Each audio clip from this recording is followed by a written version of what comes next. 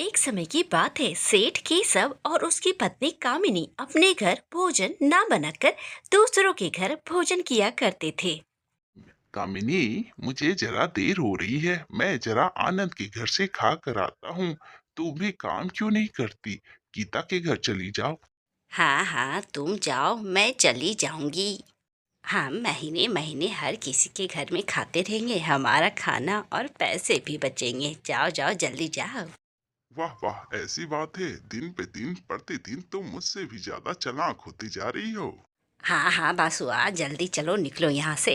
नहीं तो खाना खत्म हो जाएगा, मुझे उसके जूठन से काम चलाना पड़ेगा। जाओ। ऐसे ही दोनों पति पत्नी अपने घर खाना ना बनाकर दूसरों के घर खाने जाया करते थे। गौरी, जो बहुत ही गरीब थी, उसके 3 बच्चे थे। उसके पति का देहांत हो गया। वो किसी तरह काम कर कर छोटे मोटे अपने घर का गुजारा किया करती थी। उसे कुछ पैसों की जरूरत थी, इसीलिए वो केशव के पास जा रही थी। केशव उसी के पास आता है। क्या गौरी, कैसी हो? तुम्हारे पति के देहांत से पहले तुम्हारे पति ने पैसे लिए थे, वो कब दोगी? ये सुनकर अच्छा लगा कि तुम चुका दोगी। मैं पैसे चुका दूंगी, लेकिन मुझे कुछ पैसों की जरूरत है। मुझे और पैसे चाहिए। सेठ केशव का नजर गौरी के घर पे था। उसका घर का कीमत पूरे 1 लाख रुपए था, इसीलिए उसे कर्ज देने में कोई दिक्कत नहीं थी, ताकि वो कर्ज में डूब जाए और वो घर बाद में उसका हो जाए। इस तरह केशव गौरी को पैसे देकर वहाँ से खाना खाने के लिए निकल जाता है।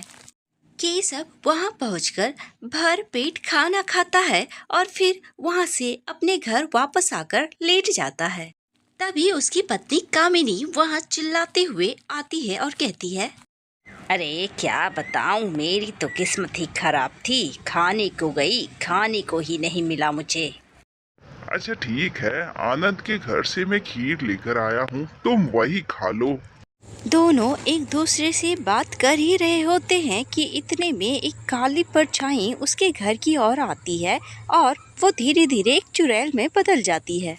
ये देखकर दोनों पति पत्नी डर जाते हैं। मुझे बहुत भूख लग रही है। तुम लोग जितना पैसा मांगोगे मैं उतना दूंगी। नहीं खिलाओगे तो मैं तुम दोनों को खा जाऊंगी। चुड़ैल की बातें सुनकर दोनों डर जाते हैं, इसीलिए जल्दी जल्दी रसोई में जाकर दोनों खाना बनाने लगते हैं। और चुड़ैल को जितना भी खाना बना के देती, उसका पेट बिल्कुल नहीं भरता। वो बार बार बनाती और बार बार वो खाती, लेकिन उसका पेट नहीं भरता।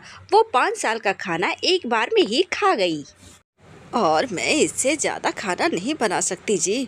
5 साल का खाना एक बार में ही खा गई, मैं थक गई। हाँ हाँ हाँ, चिंता मत करो, मैं कुछ करता हूँ, उससे जाकर कहता हूँ। ओ, मेरी आधी ही भूख समाप्त हुई है। मैं आधी ही पैसे दूंगी। ऐसा कहकर चुड़ैल आधा ही पैसा देती है। ये देखकर केशव लालची हो जाता है और फिर उससे कहता है, अरे चुड़ैल, आप हमारे साथ ही रहिए, आपकी भूख पहले मिटा दूंगा। आपसे पूरे पैसे लेकर ही आपको यहाँ से विदा करूंगा। एक बार फिर से सोच लो, जब तक मेरी भूख समाप्त नहीं होगी मैं यहाँ से कहीं नहीं जाने वाली। हाँ हाँ, जरूर तुम्हारी भूख को मिटा कर ही भेजूंगा। इस तरह से हर दिन कामिनी खाना बनाती और उस चुड़ैल को खिलाती और उसे पैसे मिलते रहते थे। इस तरह करते करते 1 महीने से ऊपर हो गया, पर चुड़ैल की भूख तो मिट ही नहीं रही थी। इस तरह घर पे बैठकर खाती रहोगी तो कैसे चलेगा? इससे अच्छा तो चलो मेरे साथ ब्याज वसूलने में मेरी मदद करना। ठीक है, मैं जाऊंगी, लेकिन मेरी बात याद रखना। अगर कोई भी बोले ए चुड़ैल इसे निकल जा, चाहे वो इंसान ही क्यों ना हो, उसे निकल कर मैं अपनी भूख मिटा लूंगी। समझ गए? सोच लो। ठीक है, तुम जो करना चाहती हो करना, लेकिन तुम्हारी भूख मिट जाएगी तो उसके बदले में तुम उसका उपहार किसे दोगी? और किसे दूंगी? तुम्हारे परिवार को ही ना, क्योंकि मेरी भूख शांत करने में तो तुम लोग ही मेरी मदद कर रहे हो ना। ठीक है, चलो हम चलते चलते बात कर लेते हैं। चुड़ैल को केशव सारी कहानियाँ बताता है कि कैसे वो ब्याज पर पैसे लेता है और उस ब्याज के ऊपर भी पैसे लेता है। ये सुनकर चुड़ैल कहती है, अरे ये क्या, तुम गरीबों से कितना ब्याज लेते हो और तुम इंसान हमें गाली देते हो। तुम तो हमसे भी कई गुना पापी हो। चुड़ैल की बातें सुनकर केशव को बिल्कुल शर्म नहीं आई और वो रास्ते में बात करते हुए जा रहे थे। तभी रास्ते से उसे आवाज आती है, अरे तुझे चुड़ैल, निकल जाए, देख नहीं रहे हो कि दरवाजा खुला है, बिल्ली सारा दूध पी गई। हाँ अरे चुड़ैल जाओ, तुम्हारी भूख यहाँ समाप्त हो जाएगी।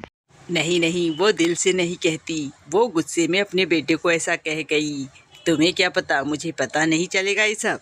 फिर दोनों ऐसे ही बात करते हुए चलते रहते हैं। फिर रास्ते में उसे आवाज आती है कि ए चुड़ैल, इसे खा जा।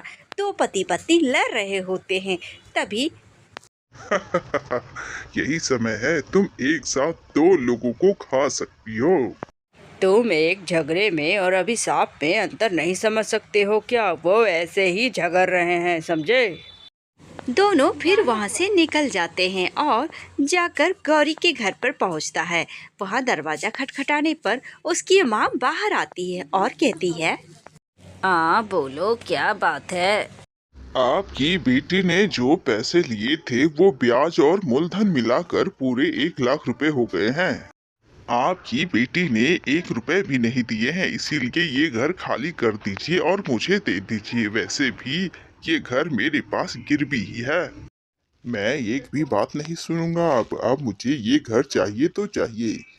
30,000 देकर मेरी बेटी को ठगता है, तुझे तो मिट्टी में मिल जाना चाहिए, तुझे चुड़ैल खा जाए। मैं अभी तुझे बताती हूँ, तू रुक। ऐसा कहकर वो अंदर चली जाती है। इतने में चुड़ैल उससे कहती है, अगर कोई भी अपना पेट जलाकर किसी को शराब देती है तो मैं उसे निकल जाऊंगी, तो मैं इस शराब से मुक्त हो जाऊंगी और मेरा भूख शांत हो जाएगा।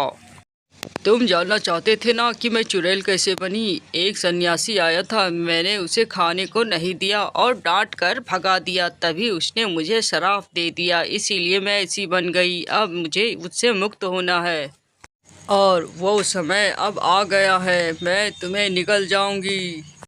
इतने में वो चुड़ैल केशव को निकल जाती है और उसे खाते ही वहाँ से गायब हो जाती है। उसके बाद गौरी की माँ बाहर आती है और देखती है कि वहाँ कोई भी नहीं है, वो जगह खाली है और वो चला गया है। उसके बाद वो कहती है, अरे ये कहाँ भाग गया? लगता है डर से भाग गया। अभी मैं उसे उसकी नानी याद दिला देती। लगता है उसे सच में कोई चुड़ैल निकल गई। चलो। और गुस्से में दरवाजा बंद कर देती है। केशव के गुजर जाने पर उसकी पत्नी कामिनी अकेली रह जाती है। कामिनी को समझ आ गया कि उन दोनों की लालच की वजह से उसके पति का देहांत हो गया, इसीलिए वो चुड़ैल से पैसे लेती और उससे खाना बनाकर गरीबों को खिलाती थी। इस कहानी से आपने क्या सीखा, हमें कमेंट में जरूर बताएं और लाइक सब्सक्राइब करना ना भूलें।